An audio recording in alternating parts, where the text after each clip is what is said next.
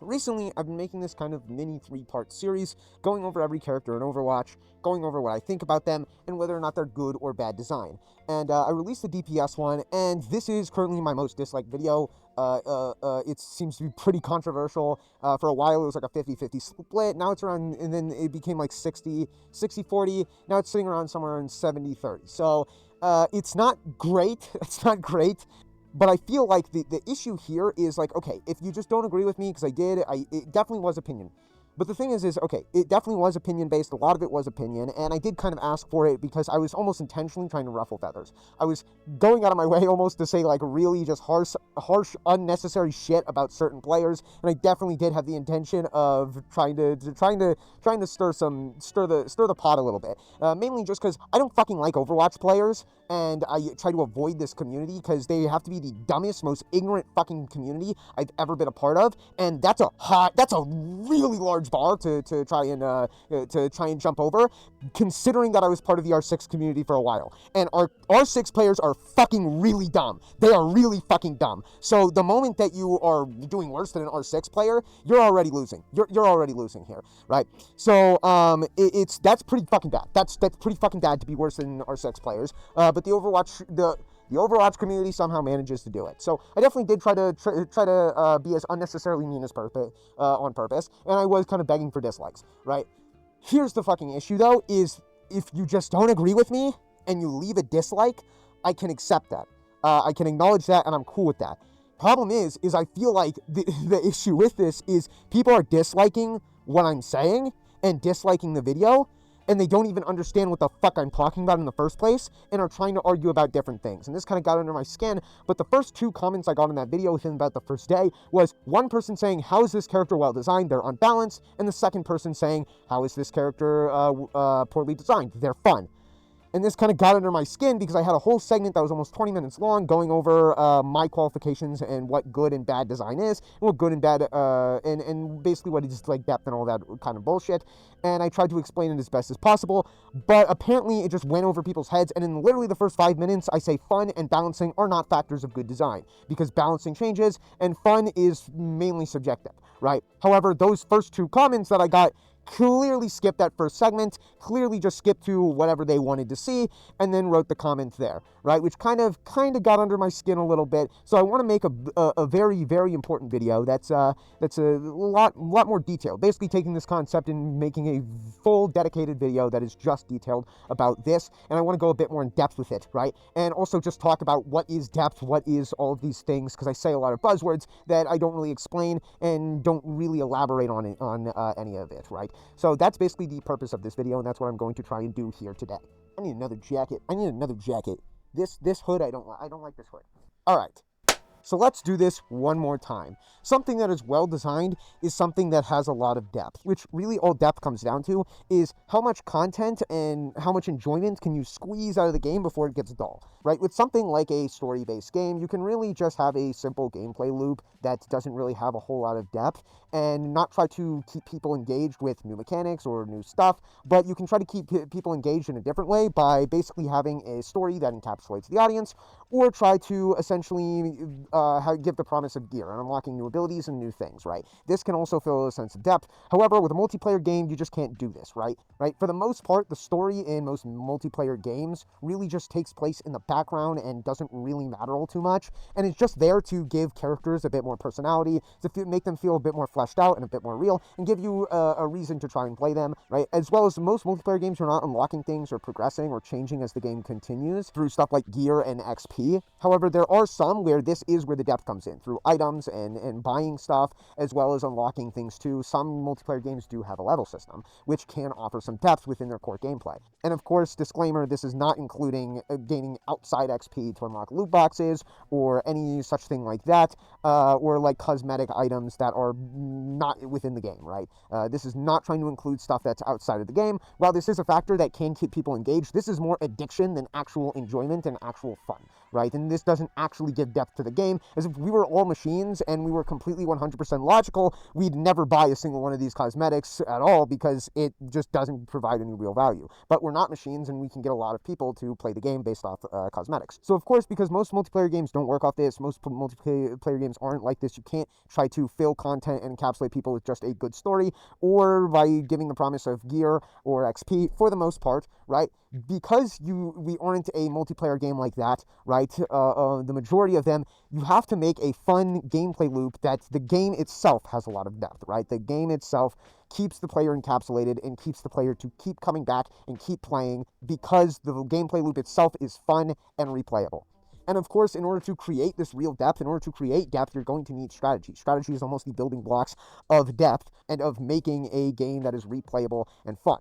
And of course, you're also going to need to create characters and abilities within those characters that also promote this strategy and promote this sense of depth too. And they need to have depth within themselves. The core game itself cannot just have a bunch of depth, but the characters within it need to have that as well. This sense of strategy and depth is created by providing both limitations as well as options for both sides.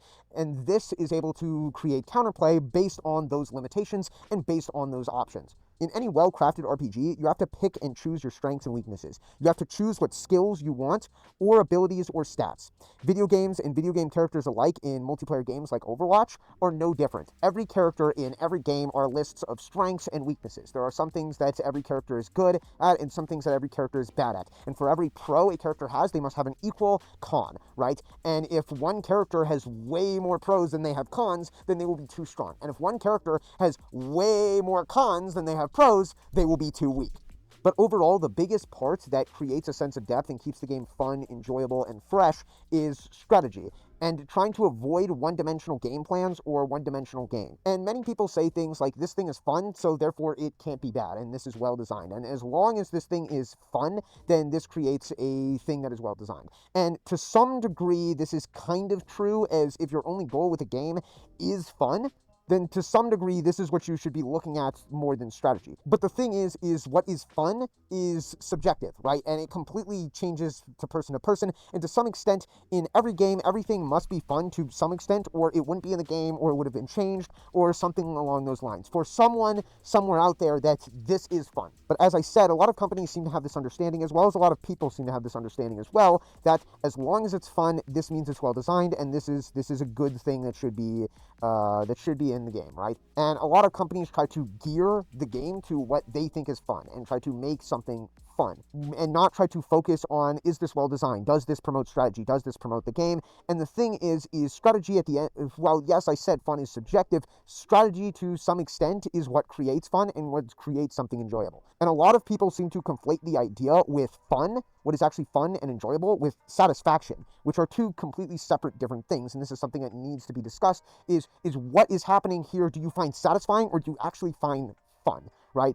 And satisfaction, I'm not going to sit here on my high horse and act like it isn't a factor and doesn't matter for the game, because it certainly does. If the game is unsatisfying, gross to play, and swampy and feels fucking terrible, then who the fuck is going to play it? Nobody wants to play it. Presentation is certainly important, and satisfaction is part of presentation, right? Making certain things satisfying, from hit effects, whether it be the sound or the visual effects, from the sense of impact from blasts, or maybe a fist connecting with a face, or even just the bullets themselves, and as well as a clean UI that portrays what is happening in a fun way is also very important to some extent to creating this overall satisfaction. Presentation certainly does matter in a lot of games, and if the game feels like ass and is just ass to play, even if it is fundamentally a very well-designed game and a very good game, if the game feels like ass to play, nobody's going to play it, and you need some of both, right? But you can't just completely rely on satisfaction. You can't completely rely on making your game feel good and feel satisfying, because eventually when people start to figure out what is going on, eventually when people start to feel the game and get an understanding of the game and start looking at the game and breaking it down from an analytical perspective, then they'll start to run into walls. They'll start to find stuff that is just not well designed and not good for the longevity of the game, and that is just overall completely counteracts that satisfaction and just makes the game unfun. Or, on the flip side, you could also just have a game that's just boring and dull, but has a bunch of jingling keys and satisfying things going on to keep you engaged, and that will only go so far. You can only hear or feel the same hit effects so many times until they lose their effect, right? So you need to have a gameplay loop that is fresh and keeps you going. And as you can see with something like Overwatch, it doesn't matter how many cosmetics or graphics you try to put into the game. Eventually, your game is going to die if you just don't keep the game with a good amount of strategy that is fun, right? If you don't keep updating the game with stuff that actually matters, with content that people actually want to enjoy, and the game is overall just boring and one-dimensional, then the game's gonna fucking die, right? And there's no amount of cosmetics, no amount of crossover events you can do to keep people to stick around, right? So of course the game is going to need a lot of depth. It's going to need a lot of content to keep you coming back and keep you engaged and to keep you playing the game over and over and over again, right? And there's two major ways to do that by doing updates, right? Either the game itself can be good and well designed with a fun gameplay loop that promotes strategy and promotes expression and promotes just depth in general, creating depth, right?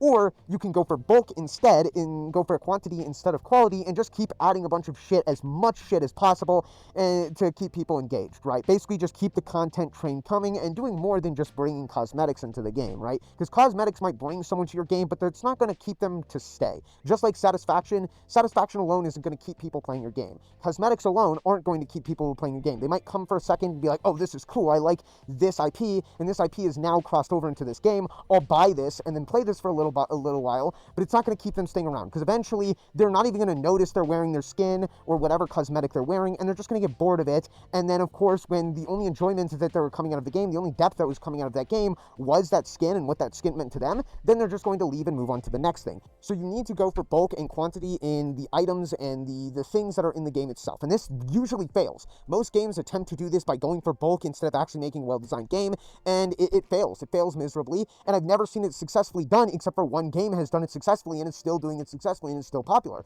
and that's Fortnite. Fortnite keeps the content train coming. They constantly rework their map and change their map, adding new fun little gimmicks that may not necessarily be well designed, but they put so many into the game that this gives you a reason to keep coming back. And they keep re-rolling all the stuff that is in it, as well as they pull you in and hook you in with the cosmetics that are available in the game and the IPs that you know and love, and then they keep you playing and then keep you updated over and over again by adding more and more shit that isn't really necessary for the game, that isn't well designed, that isn't well crafted, but hey, it keeps you coming back and it keeps you hooked. And constantly doing little changes to the map and constantly adding little new neat mechanics and making every season feel a little bit more different, even if it's not well designed, it still gives you a reason to play it. And that's why Fortnite was so popular for so long, and even to some extent still is very popular today. But for most games that try to do this, or every other game that tries to do this, they attempt to take the same approach as Fortnite by hooking you in with cosmetics, and then keep trying to go for bulk and go for quantity instead of quality in their game, and add a bunch of shitty little mechanics and shitty little objects to try and keep you engaged, but eventually just can't keep up. Their seasons take too long to come out, the stuff they produce is just not enough, and it's not well made, and eventually it just falls flat. People eventually start to see through this, and the game just kind of falls apart, and they just don't have enough shit to keep coming up with, and it fails every single time. Halo has tried this, Call of Duty has tried this, Titanfall has tried this with Apex Legends, right? And it just fucking fails. It fails every single time. The only time it has ever been successful is Fortnite, and Fortnite keeps it successful, because Fortnite is the original, and all of these ones are a bunch of cheap imitations and a bunch of cheap copycats. So what exactly is depth within the gameplay, right? Because I keep saying that, but I'm not explaining what it is. Simply put, it's basically just strategy, right? As I said, depth is pretty much anything that can keep you coming back to the game and keep you playing the game over and over and over again without it becoming dull, boring, repetitive, or just unenjoyable and unsatisfying, right? As long as you keep playing the game, the more you are able to play the game, the more content you can squeeze out of the game, this is depth, right? But a lot of this depth that comes within the gameplay comes from strategy, right? And having a game with a lot of strategy and options to think about, forcing you to measure risk and reward in every scenario, and making every scenario feel different based on what strengths you have at play and what weaknesses you have at play, as well as the strengths and weaknesses your enemies have at play, and being able to use all of those in combination to try and come up with the best options in order to overcome a challenge and lead to success. That is what creates a game that has a lot of depth and has a lot going on with it, right? This is how you make a good, well-designed game. If every single interaction, every single time you boot up the game feels a little bit different, and you have so many different options to approach every single thing, the game just feels unique and fresh every time you play it because of the strategy strategy, and it just doesn't feel like you're doing the same thing over and over again. This is what creates a gameplay that people are going to keep coming back to and find enjoyable. Because when you're playing and doing the same thing over and over and over again, why the fuck are you playing this game? Eventually, you're just going to quit because you felt like you've done everything in the game. But as long as you keep having more stuff to express yourself with, having more options, and keeping the strength of that strategy, right, then this is what is going to inevitably create depth. And a lot of that comes from all these options, and options being available into the game, combined with these limitations, is what creates risk reward, and what creates having to think about your risk reward, and having to think about all the different aspects at play, and all the different factors here is what makes the game feel fresh and new every single time, because it's very, very, very rare that you're going to keep being in a game like Overwatch, or a game like Rainbow Six Siege, or a game like Valorant, or even like a fighting game or something like that. It's very, very, very rare that you are going to be playing the same map over and over again, with the same exact characters, with all the same exact options at play, and it's rare that the game will feel the exact same every single time. And when it does, this is a sign of a bad game.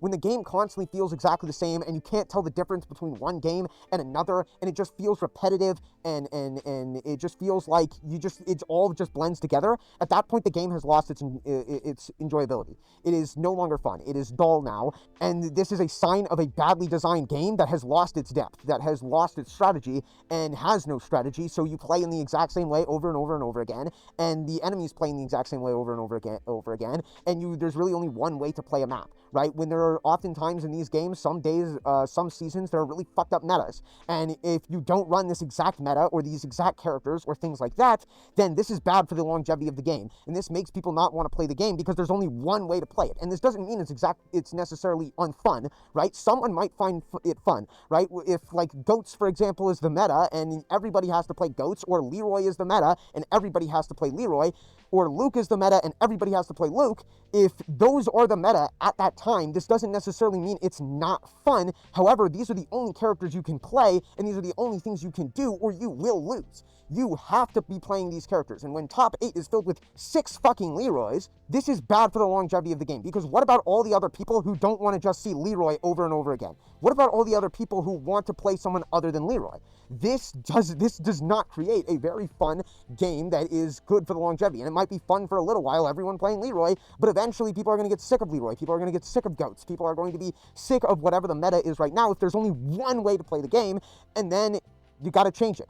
And then you got to make an update. You got to make it where this isn't the only way to play the game, and there are other characters you can play, there are other strategies that are viable, and this is how you can create depth, and this is why balancing is important too. In a one-dimensional game, right, basically what one-dimensional means in a game with a very one-dimensional strategy, this means that you only have one way to approach every situation. Every situation only has one way to approach it on both offense or defense. And if it feels like there's only one way to defend against this thing correctly, or there's only one way to attack in this scenario correctly, then this means that there is not a lot of depth. This means that there is a bad amount of depth. This means that this is a bad design thing, because it's one-dimensional, and this will inevitably be bad for the longevity of the game, and ruin the game inevitably, and make the game get really old and really stale very quickly when you do the same thing, wash, rinse, repeat. And by giving these things different ways to approach each situation, this allows players to pick characters that they like and be able to play those characters in different manners in order to express themselves, right? When you find another character and you fight against another character that is a completely different player, that is playing the same character as a different person that is playing the same character, right? And they feel completely different, this is a sign of a well-designed, good character. When there are multiple different ways to try and play a character, when there are multiple different ways to approach the character, and multiple ways for a player to express themselves and express their skill and express the way that they want to play within the character and with what that character allows, right?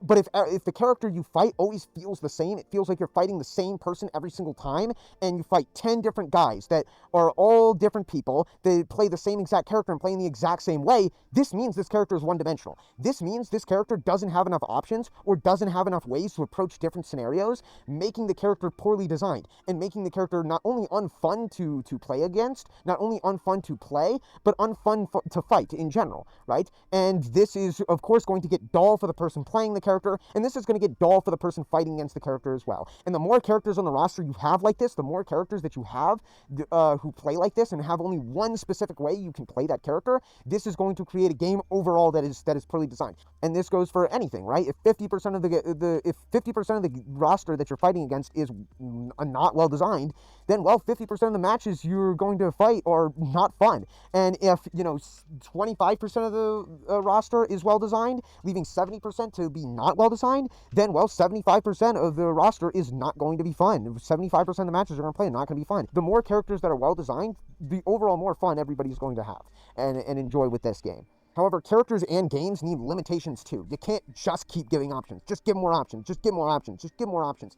This becomes counterintuitive and in fact does the opposite and takes away more depth from the game, right? If you play a game where you can do whatever you want and there are no limitations whatsoever, what's even the point? That's dull. Or if you watch a movie that has no conflict or anything whatsoever, right? Naturally, as humans, we crave conflict. This is just a natural thing that us people want, that us people do, is we crave conflict. There's a reason we have more stories about hell than we do about heaven, right? Whether we realize it or not, as humans, all humans do this, but we like to antagonize and argue with people just for our own enjoyment, or like to watch other people antagonize and argue with people just for their own enjoyment. There's a reason beef and stuff like that on the internet is so popular, and so many tea channels and drama channels constantly have such good popularity. It is because as people, we crave conflict, even though we don't know any of these people. We know none of these people in these drama channels in real life or personally, or the most of us don't.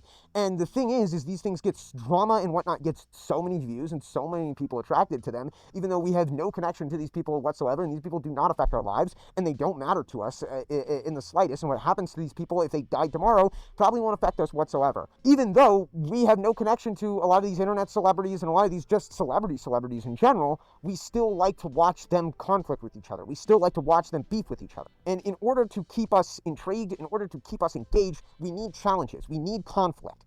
This is just the way that humans are. And what's the point in watching, if there was a movie or a show that had no issues, no problems, everything was smiley, sunshine, and rainbows, and there were no conflict whatsoever, who's going to watch that? When was the last time you watched a show that had no conflict whatsoever? Maybe a kid's show, but even a lot of kids' shows have a lot of conflicts a lot of times, because they're trying to teach kids morals and whatnot, and a lot of kids' shows still do even have conflicts most of the time, even ones for really small toddlers. Same exact thing goes for video games, right? When everything is perfect and everything is paradise, shit gets fucking boring, right? And if there's no limitations into the game, and there's nothing restricting anything into the game, this game is going to get boring. You're without a challenge to overcome, what's the point? Let's take Minecraft, for example, right? Something like Minecraft Creative Mode, right? Minecraft Creative Mode might be fun for a little while, but it'll get really old really quick, because there's no threats, there's no sense of loss or danger, and it has no real point other than to build for the sake of building. And while it may be fun for a small bit, Creative Mode does not have any strategy, resulting in a little bit of depth and a little bit of enjoyment you can squeeze out of it, making it where, for the most part, the only entertainment this mode really provides is building cool structures. And when you're out of things to build, or do not feel like you have the time, or feel like it's worth the time and payoff, and you do not feel like it's worth the payoff, then it becomes dull.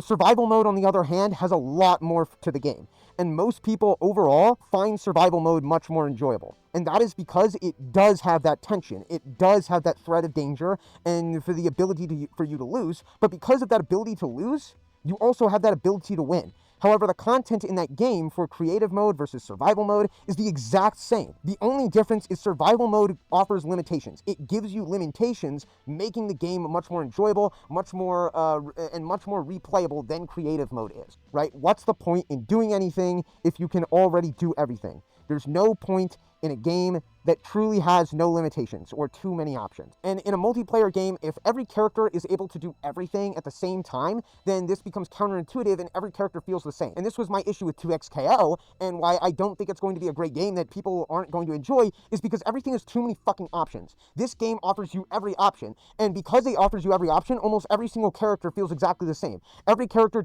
does a massive amount of damage with a massive amount of combos. Every character has big-ass buttons. Every character does not have to play neutral. Every character has extremely good Oki and extremely good mix-ups, and every single character feels the same because you have too many fucking options. And when you give every character every single pro with almost no cons, and they all just start to blend and mesh together and look all the same from outside looking in. When you play the game, they feel the same as well. Same thing to some extent goes for Street Fighter 6, where the whole game is built around drive rush. You just fucking throw a button out and then you drive rush in, do your combo, or you plus over and over again, and you just plus over and over again until they die. And that's the game plan that pretty much every single character has, and every character has the same game plan. Every character feels exactly the same because they have too many options now, right?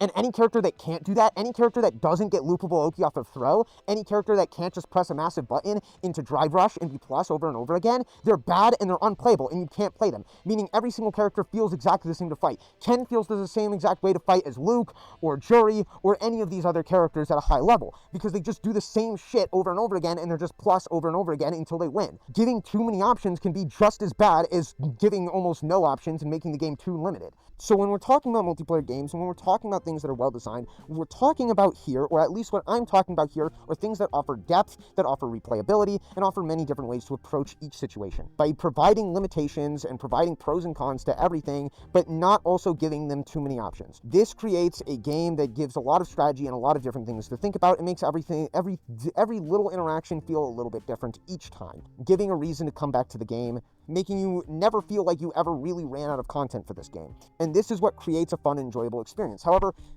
as I said, what is fun and enjoyable is to some degree subjective, of course, right? Everyone finds different things fun, but I think a lot of people, but for the most part, fun is built on strategy. Fun is built on finding conflicts and overcoming them. That is just the way we are as humans. But me personally, what I find fun and what I find is the most tantalizing experience and what it really invigorates the most amount of people is when a game has so much depth, so many strategies, so many different options that inevitably lead to counterplay and lead to mind games. And these mind games is where a lot of this enjoyment happens, right? When you think you are both in each other's heads. But I've kind of already went over this previously, so why should I waste my breath again? Take it away, ICT from the past, to go over there, team. But of course, you can't do that until you got an advantage. You need to try and find some kind of opening, or at the very least, make that opening. You need to make this through misdirection, through trying to make them think things that aren't there, see things that aren't there, and this can lead to an opportunity to make that opening. Ways to find and see these openings are things like being mispositioned, being somewhere you probably shouldn't be, whiffing something is another way to give you this kind of opening, as well as not having your resources, right? Not having meter or not having certain abilities off cooldowns can create an opening. Having your shield destroyed in Overwatch, that's an opening that you can be able to take advantage of. As well as being overextended is another one. If a player is overextended, you can capitalize on this and take them out. Like I said, if someone like Reapers tend to often have very poor positioning and oftentimes find themselves overextended in a lot of scenarios, and the reason is because of their Shadow Fade ability, right? They really like to run up and get greedy with kills and think they're basically invincible and immortal, and they can just Shadow Fade back to the team whenever they're scared and think their life's threatened, right? However, this does not work all the time because a lot of times they'll overextend themselves way too far and aren't able to run back to their team in time and are able to be taken out, right? It's very common seen with Reaper, and other players will do it too, right? So if someone is overextended, you can sometimes capitalize on this as well. And same thing with fighting games. Sometimes a fighting game player might be overextended. They might be getting too greedy. They might really want to have some kind of advantage, or even a fighter in real martial arts. They might be getting too greedy. They might be getting frustrated and getting way too aggressive and making careless decisions and careless mistakes that lead to an opening, lead to them being overextended. And then, of course, overextended leads to being mispositioned, and that leads to an opening. And not all openings are created equal. Some openings, it's like, yeah, this guy's fucked. He just put himself in this position, and he's doomed. He's essentially doomed, right? And some openings are a bit more minor. Some openings, it's like, I might be able to capitalize on this, but this is a risk. And of course, because of this, you're going to have to measure risk and reward. What do I get if this goes completely south and is terrible and bad? What happens to me at that scenario, and can I come back from this? Versus, if this goes completely my way, 100%, and works out perfectly, what is my reward for doing this? And you must compare and contrast those two, and also measure the probability of these things becoming, of the good outcome and the probability of the bad outcome. And being willing to take this risk and trying to find a consistent, clear, concise judgments based on what you have versus what your enemies have, and being able to measure this risk and reward. In something like Overwatch, if it's a 6v6 and both teams are butting heads, the risk reward on just pushing yourself in and trying to force a scramble is a bad idea, right? It's likely not going to end well, and it could really be anyone's game. But if you were able to, let's say somebody gets a pick off and they're down a player and it's a 6v5, now you have an advantage. The likelihood of you being able to come out on top is much higher. as well as you must also weigh what characters do they have, what characters did you take out, how good is that player, right? If you took out someone like the Reinhardt, the main tank, the frontline tank, that's a massive, massive advantage, and you can pretty much always push in without any issues, right?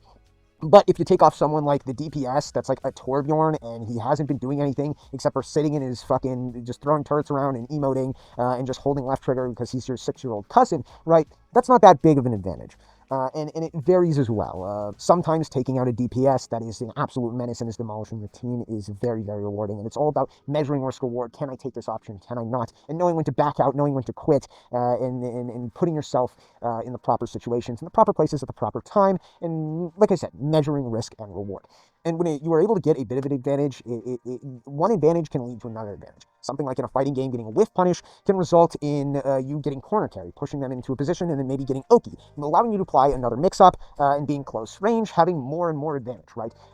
This can be a very good thing. Same thing with Overwatch. If you take one person out, then this can allow you to have more advantage. This can allow you to push in, take up space at the very least, or maybe get another kill, and can allow you to win the game, and can allow you to win the team fight. It is a domino effect, cascading error, right? One advantage can lead to another advantage that can lead to another one and can result in a victory. And a final way to create this advantage is also ultimates in the context of Overwatch, or something like meter in like a fighting game, right? These things can create another advantage, but of course must be used wisely, because a lot of times you only have one shot at them and you'll have to wait for a while for them to come back, right? And these ultimates can make a very, very significant advantage and allow you to basically win a team fight, or at least prevent a push from an enemy. And the thing is the human brain can only process so much at a time, right? And we are only capable of doing so many things at a time and thinking about so many things. When we think about, you've ever heard of the game Manual Samuel, right? The whole point is you got to do everything manually, and that's the difficulty of the game. And just walking and blinking and breathing is a challenge, right? That's the whole idea of the game, is that you're doing everything manually. And the reason because of this, that it is difficult, is because there's only so much that we are capable of doing at a time. There's only so much our brain can process at a time and think about at a time, right? And the thing is when we start training, when we start playing video games and whatnot, we don't have any foundation. We don't know what is going on when we just started, and a lot of times we are uncoordinated and doing everything manually because we don't have any muscle memory for anything, and we can't do anything subconsciously. But through hours and hours of training, or hours and hours of playing a certain video game, over time, these things that we used to start doing manually and have to think about over and over and over again, these things start to become more and more subconscious. We start to not having to think about that. Start having not to think about the way we punch, or the way we kick, or just the way we move, or the way that we position ourselves in a video game, or how we retreat and whatnot, right? We stop having to think about that. We stop having to think about the way we aim. We stop having to think about how to do combos. We stop having to think about those things because we do it so much over and over again until it's built into our muscle memory and built into our subconscious. And we can do it without even realizing we are able to do these things, right? And because we get better at doing everything subconsciously, and the things that we used to do manually and the things we used to have to think about become habit, then we can conserve our brain power and use all of our thoughts for something else. And this is how improvement happens, right? We can use this and start thinking about different things and more complex ideas, such as our strategy and how we are going to approach a scenario, right? We can start thinking about more complex ideas, like looking for an opening and looking for a position, right? This is why a lot of beginner players or beginner fighters don't see things that are sometimes very, very obvious, right? The reason that they might not see certain things is because they are already so focused on just where are they supposed to be? How are they supposed to do this? What are my abilities? When should I use my abilities? When shouldn't I use my abilities? And they're so focused on just trying to figure out the fundamentals and how the game even functions in the first place, or how to even move around. Some people who aren't used to playing video games have trouble just moving around, or even moving their hands in a coordinated fashion. Like I said, a lot of times you'll see like people's girlfriends, like, oh, my girlfriend played this video game for the first time, or my mom or my grandma played this video game for the first time. This is the first time playing it. And a lot of times they nothing is muscle memory to them. A lot of times they don't even feel natural holding a controller, and oftentimes we'll have to look at the buttons or the keys or whatever, right, in order to try and figure out what to do, because these actions are not manual to them, or these actions are not subconscious to them. These actions are manual, and they have to do them manually, and they are thinking about this rather than the actual strategy of the game.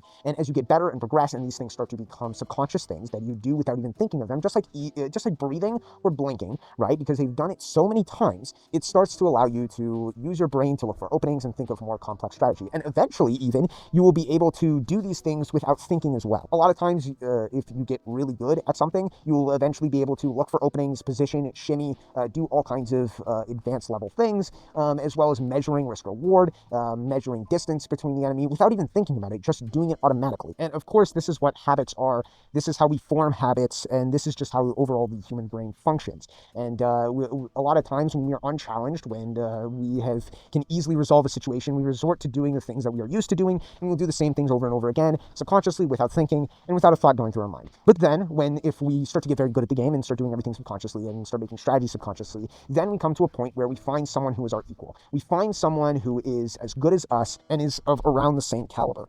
And when we enter a confrontation with this person, like I said, in a fight, or like a fighting game, or even in like Overwatch, right? When we enter a confrontation with this person, then we will realize, oh shit, this guy's pretty good, right? And because of this will make it where I cannot just do subconscious actions. I cannot just do the same thing that I am normally doing, right? And because of this, one of these people will likely come out on top. And whoever the loser is going to have to think about what they were doing and think about their strategy.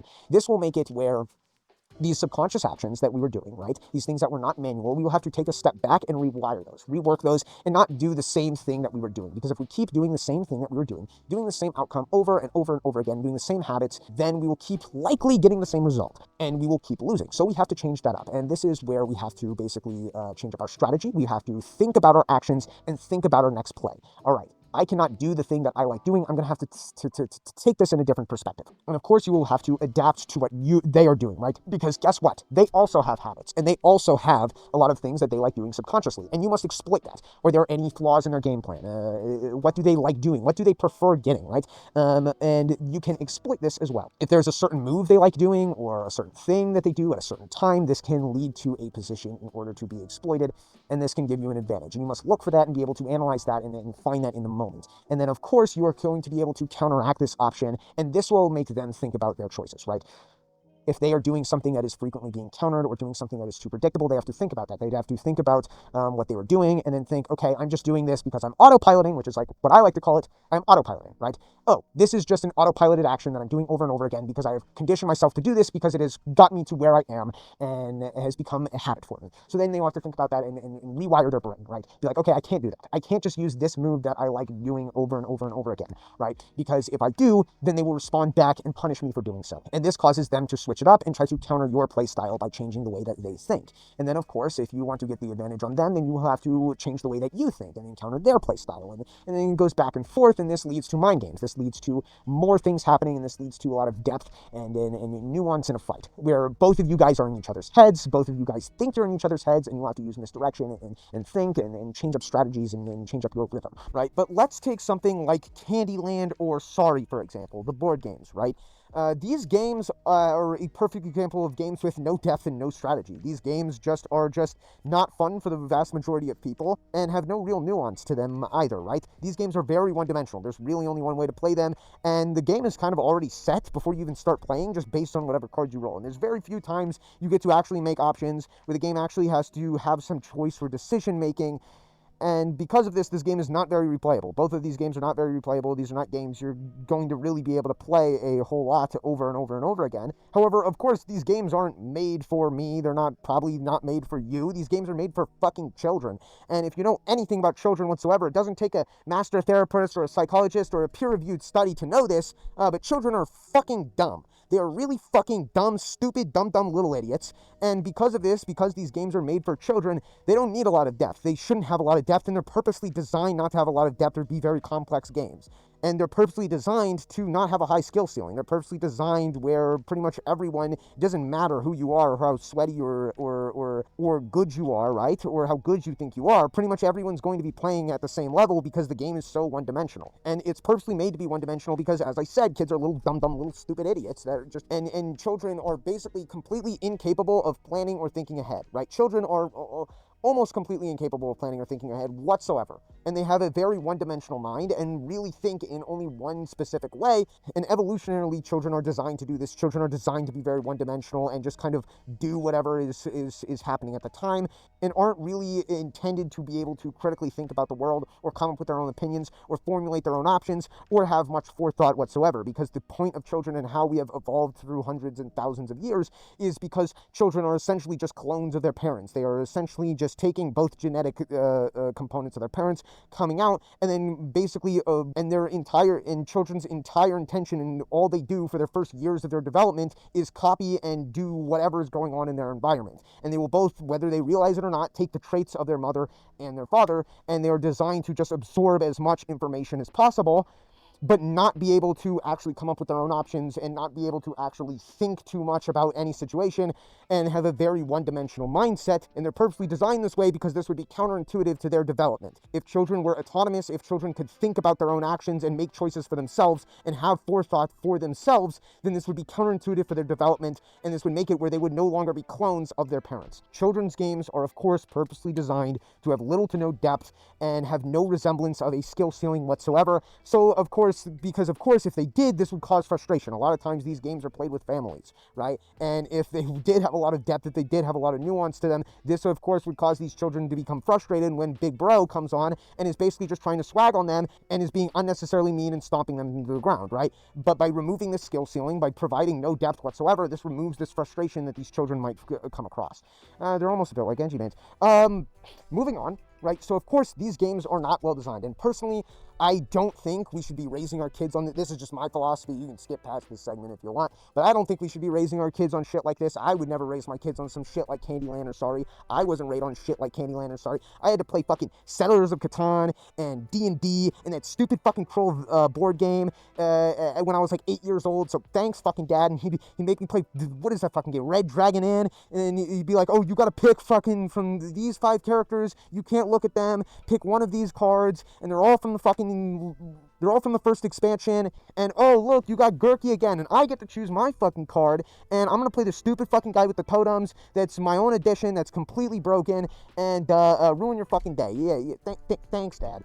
But for the most part, these games don't need to have depth. These games do not need to be complex, and having depth and being complex in a children's game is counterintuitive and bad for the child. So as the only thing that a game really needs to be a good children's game is to be colorful and fun. And this is the reason, right? Children love colorful, fun shit, and that's really all that matters to them. This is the reason that games like Fortnite are so popular with a younger demographic and so popular with children, is because this game is colorful and fun, and they do this intentionally, and they intentionally are trying to market to a younger audience. This is the reason that a lot of YouTubers, when they start to try to gear over to be family friendly, when they start to try and realize that they are getting an audience from children, they dye their fucking hair, right? Because they are trying to gain a young demographic. They are trying to be colorful and fun. This is the reason that, while of course top-level YouTubers, a lot of these top-level YouTubers harvest and gather all of their views from children, they have so many fucking goddamn jump cuts and these bubbly, popping, stupid fucking bright-colored, all this shit, and they make their thumbnails with these dick-sucking faces with making their eyes bright and blue and just completely over-designing their thumbnails. All this shit, just over-designing everything and trying to make things as colorful and poppy and expressive as possible, because children are fucking dumb and they'll just pay attention to literally anything as long as it has enough effects and jingling keys in front of them. Right? And there are some games that have a little bit more depth but are not much better, like Guess Who. And while there is some strategy and racial profiling, and there's definitely some level of skill and some level of a skill ceiling to it. For the most part, it's still fundamentally limited in the way that it works. But an example of a very well-designed game, a very well-designed board game that has stood the test of time and has been around for hundreds and hundreds of years, is chess. Chess is the perfect example of a well-designed game. And the reason it's well-designed is not because it's trying to be bubbly, not because it's trying to be fun, not because it's trying to be a big eye-grabber, but because it's built around strategy. Chess is probably the most popular game in human history, and for good reason. This game has stood the test of time, and it's been around for hundreds of years. And the reason is because it has a lot of depth and strategy. It has the measurement of risk and reward and different play styles in order to express yourself in different ways to approach every situation, as well as, having these ways to express yourself lead to habits, right? And leading to habits leads to counterplay, which leads to mind games, and creates a beautifully crafted game that has been around for hundreds of years. And chess is a perfect example of a very good, well-designed game. Because it has all these things that I discussed prior, right? But chess's intention is not to be a fun or bubbly or enjoyable game like Candyland or Sorry, right? Its intention is to have strategy. And while information on the origins of chess are a bit iffy, It is said that the game is meant to simulate battles, and it is meant to teach you strategy, to, high up elite aristocrat motherfuckers and whatnot, right? That is the intention of the game, and that is how it started at, but now people play so much chess just for fun. Right, when was the last time you remember a pro Candyland tournament, right? It just doesn't happen. Nobody plays Candyland professionally. But I mean, I guess people play Guilty Gear Strive for money, so it's not that far off. People enjoy chess just for fun, and we have competitions and tournaments in chess all the time. These people who do these chess tournaments and stuff, they're not going into battles. They don't have armies to fucking lead when they're older. No. They do it for their own enjoyment. People play this game for their own enjoyment, and it's no longer some kind of weird simulation. It's not some game to teach you strategy or battle tactics or anything fucking weird like that. The point of chess is it's just fun now. But the reason that it's fun is because it was designed for the direct purpose to have strategy. Right? Chess is essentially strategy. It is strategy, the game. The whole purpose of it is strategy. And because of this, strategy creates depth. Depth creates options. Options create counterplay. Counterplay creates mind games. Mind games creates conflict. And accomplishment creates enjoyment. And enjoyment creates a good, well-designed game. And that is the purpose of chess. That is the way a well-designed game is functioning, and that is what I mean when I am talking about a game with good design. And in the DPS video, I went over my 3 criteria of what creates depth, the stuff that is well-designed, and the 3 factors that I deem that creates a scenario like this, that creates strategy, and without these things, they do not create strategy, creating a one-dimensional game that nobody wants to fucking play and nobody's going to keep coming back to. And these 3 factors are what creates a good fucking game that has a lot of depth, has a lot of ways to express yourself, there's a lot of strategy, and is good for its replayability and makes so many people enjoy it. And these 3 different qualifications is 1, does the ability have multiple uses? How can you use this ability? Are there all kinds of different ways to use this ability? And the example I always give is Junkrat's concussion mine, right? And I create a video talking all about Junkrat's concussion mine and all the different uses of it, and it has so many different uses, creating a lot of depth with this character. 2, is the kit cohesive? Does it have a whole lot of different options? Does it work well with the rest of the kit, right? Good cohesion is something that works well with all the other abilities and all the other resources that you have at hand, creating you to be able to set things up and use them in different ways as long as you're clever, right? And create a clear intention for the character. And then 3 is counterplayability. Is there a way to counter this? As said prior to the whole limited thing and giving more options and whatnot, if it is too limited and there is no way to do anything about that and there's only one way to approach this thing and there's no real counterplay, this creates a fucking game nobody wants to play and is poorly designed. These are my 3 qualifications for what creates a good designed character, game, ability, you name it. If these 3 things are given, this will promote strategy and this will promote a good, well-designed game, okay?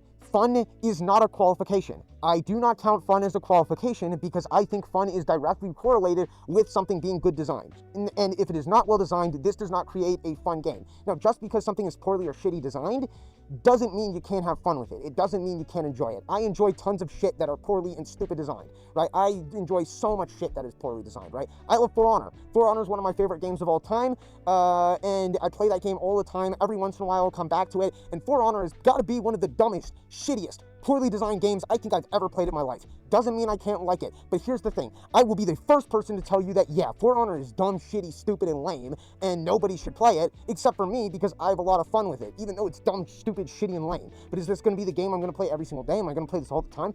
Fuck no, because it's not well designed. There's a lot of other shit like this, like even music to some extent. I like Screamo Rap. Screamo Rap is dumb, shitty, and stupid. I like Lil Darky and Josiah, right? As well as I like Weezer. I like Salt and Vinegar Chips. I like Takis. I like smashing my testicles with a mallet for sexual relief. I like these things, even though they're dumb, shitty, stupid, and poorly designed, and I will be the first person to admit that they're dumb and shitty and stupid, right? Balancing is also not a factor of whether or not something is good or badly designed, because balancing changes. Right now, some characters can be fundamentally made where they cannot be balanced, and there's no proper way to balance them correctly, and if that's the case, the best case scenario is just make them mediocre and a little bit underpowered. But for the most part, balancing is not a factor of what is well or poorly designed, because balancing changes. Season to season, the balancing will change of the game, and the meta of the game will change depending on what the devs decide to do with this character. But as I said, just because something is fun and stupid and poorly designed doesn't mean you can't enjoy it. It doesn't mean you can't enjoy it. And like I said, I will always tell you that these things are dumb and stupid and are poorly designed. But the thing is a lot of people cannot accept this. A lot of people cannot accept that they like something that is dumb and shitty and stupid, and instead they will try to lie to themselves, they will try to lie to everyone else, and gaslight the community into believing that the thing that they like is not dumb, shitty, and stupid. And don't do that shit. Do not do that shit. I don't mind if you like something that's dumb and shitty. I like stupid shit all the time. We all like stupid shit. Everybody has something that's really fucking stupid that they really like, right? And that's fine, that's okay, but it doesn't mean you need to shove it down everyone's throat and try to pretend like this is the holy grail, like this is some kind of unseen gem, and that not everybody, that people just can't understand it, and that it's actually a really well-designed thing that's really good, because it's not. Don't fucking do that. Don't go around and try to convince people that the things are what they really aren't. And if something is not well-designed, just fucking admit it. And this happens in so many communities where people find something fun, people find something enjoyable, whether it even be a certain ability or a game or something like that, and people will try to gaslight themselves and the community and try to convince everyone that it is just because they enjoy it. And especially because a lot of people have mob mentalities and don't want to think for themselves, this is really fucking bad for the community, because then a bunch of other people will see some guy with a very well-made video or a high subscriber count and start regurgitating that opinion and saying the exact same shit that they just said. And now everybody fucking likes Third Strike, when Third Strike is a shit, dumb, poorly designed game that even all the top players that are actually good at Third Strike don't fucking like that game. Don't fucking do that shit. Don't try to convince people to like something that is shitty and bad. You can like it, you can say you like it, but admit that it is shitty and bad when it is actually just shitty and bad, right? And the same thing goes in reverse. Just because something is well designed, just because something is nicely crafted and well constructed and it has a good gameplay loop that leads to a lot of fun, enjoyable shit with a lot of depth, doesn't mean you have to like it. It doesn't mean you have to like it. You can not enjoy things that are well designed. That's completely fine. But don't try to do the opposite, and don't try to convince yourself and try to convince the community as well that you actually like things that you don't actually like. Don't do that shit. That's what we call a culture vulture, and nobody fucking likes those guys. And these are the death of every single community. I have seen so many games that I have loved die because of this reason. Because these things become popular, and you get a bunch of culture vultures that want to jump on these things because these things are well designed, these things are well crafted. They come out of nowhere, they fucking jump and leech all up onto this thing, and then pretend like they were here the whole time, like some kind of fucking memory parasite, and then try to force themselves into the community, try to be involved in the community, even though they don't actually like the things within this community, and they don't actually like the thing that they are pretending to like, and then all they do is sit there and bitch and complain and want the thing fundamentally changed to something that they do like, when they don't actually respect the game and they don't understand the game either, right? And when things become just overpopular and overcrowded, it creates a bunch of culture vultures that just want to fit in, and they come out of nowhere, and the whole time they don't truly care for the thing. They just want to pretend and make everyone think that they truly care for the thing. And because of this, they do not care for that thing. They do not actually care to do their homework. They do not wish to know anything about that. They just want everyone else to think that they know things about that. And they don't actually understand it either. They don't understand what's good about it. They don't understand what people like about it. And because of this, and they just simply don't like it, and nor do they wish to. And just because they simply don't like it, they sit there and they complain and bitch, and they bury themselves in ignorance and overall swarm the community and be obnoxious pricks that nobody fucking likes, nobody wants to talk to, nobody wants to be around, that don't understand the game, that complain about the game fundamentally at its core, and aspects about the game that they simply just don't enjoy and just is not for them. And they just ruin the community, and then eventually they become the majority, because a whole bunch of other people start to swarm these things, and then this thing will start to become popular, and then now everybody's fucking a part of it. And now the majority are a bunch of people who do not actually respect the thing, they do not actually respect the thing that they are pretending to like, and this event inevitably ruins the community. It makes the community a bunch of obnoxious retards who don't actually understand what they're talking about, and in turn, if it's something like a video game, then the game companies will start listening to these people and taking bad information from these people, because they want to change the game and change it to something else. And they start to complain and want all these different demands and changes to make a game something completely different, to make it something that appeases to them when they don't like or understand the thing. And inevitably the companies that think they're doing the right thing, that think they're doing the righteous thing and listening to their community, will listen to their dumb fucking community filled with a bunch of culture vultures that don't actually fucking like the thing, and the thing isn't for them, that are forcing themselves to like the thing because it's fucking popular. at the time, then the game companies will start to listen to them, and they'll start making decisions on what they want, and then this ruins fucking everything. And it ruins the community for them. It ruins all the people who are actually part of the community that actually like the thing. And this is how you get Overwatch 2, a game that nobody likes anymore, because they listen to a bunch of stupid people who didn't actually like the game for what it was. And I have seen this happen over and over and over and over and over and over and over and over again. Over and over again. I have seen this happen where things blow up, things get popular, and people run into them head first and ruin them for everybody. And it just doesn't just happen with video games, it happens with everything, and it ruins the community because they're obnoxious idiots that don't truly understand what the fuck they're talking about or what's going on. And then just make the community seem like a bunch of fucking morons. So if you are a part of this community and whatsoever, you truly actually care for this community, and you're truly actually a part of it, then you look like a fucking idiot because you're lumped in with these people who just ruin the whole thing for everyone. But yeah, that's about it. I hope you now know what I'm talking about when I say good and bad design. I hope you now understand. The only thing I wish these game companies could understand as well. And right now, it's just, they just don't care about making well-designed games, and they're trying to appease fucking children. That's what game companies are doing right now, is they're trying to appease children, and because of this, they are removing depth. They are removing skill ceilings. They are either taking away a bunch of options or putting in too many fucking options on the other side of the spectrum. And because of this, this has been ruining game communities because they're trying to appease a bunch of people who don't actually care for the game and a bunch of impudent fucking children who just want to complain. And now it's come to the point where I was a part of the Overwatch community. I played Overwatch for years. I played Titanfall for years. I played Call of Duty for years. I played Rainbow Six Siege. I was part of the FGC for years, playing Tekken, playing Street Fighter, playing anime games, going to locals. And now the only fucking multiplayer game I play anymore is Paladin. That is where I'm at right now. This is my only refuge. This is the only place I can go where I'm not surrounded by these fucking people, is Paladins. Because it's so shitly and poorly presented that these people will stay away from it. It is like poison to them. Because they're a bunch of culture vultures that just want to jump onto the next popular thing. And because Paladins is not popular and never will be popular, this is my refuge. This is the only game I can play anymore, and this is the only game that is enjoyable and fun anymore. Is because of people like these. And this is what has ruined modern gaming, is trying to appease a bunch of fucking children who just want to jump to one thing to another. That's about it. Peace.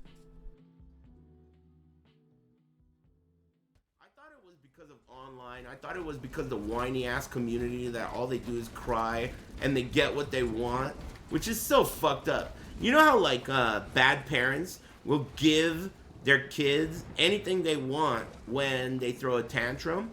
And that's not how you fucking raise a kid. That's how you raise a little bitch, right? Well, that's what these game devs are doing for all of the fighting game fans. They're just giving them, oh, this is too good? Well, don't worry, honey. We'll nerf it down for you. And you're just raising a bunch of bitches. And that's what you get in the end. Bunch of pussies. All they do is cry. Never learn a matchup. Don't even play until it gets fixed, you know? It's just the type of child that you've raised. You raised a bitch.